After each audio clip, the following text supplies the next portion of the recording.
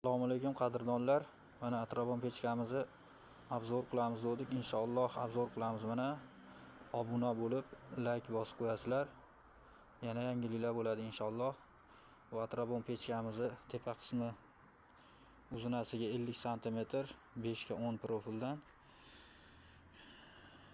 Tikka qismi ham 5 ga 10 profildan 50 sm bo'ladi. Pastki holati ham shu 5 ga 10 50 sm. Oyoqlari 35 sm. Pastdan tepaga 10-12 sm qisalaring bo'laveradi. Bu karnay tushadigan joyini yuzli trubada 5-6 sm kesib svarka qilinadi. Shu yetadi. Bu idishimiz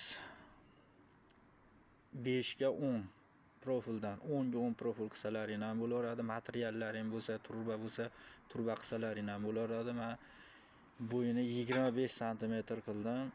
1 litrdan ko'proq atrofon sig'adi.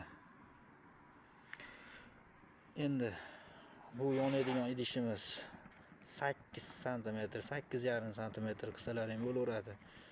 Buni bo'yi pastdan tepaga 3 sm.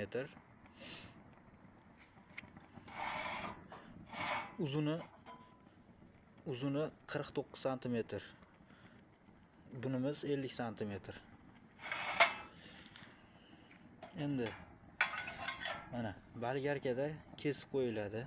1,5 santimetrdan 2 sm oraligida, mana 2 sm oraligida.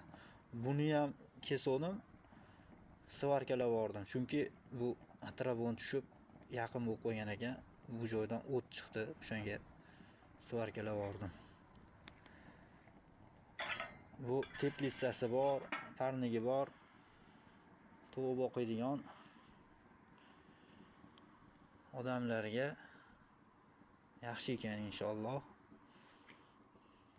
Obuna bo'lib qo'yasizlar, like bosib qo'yasizlar.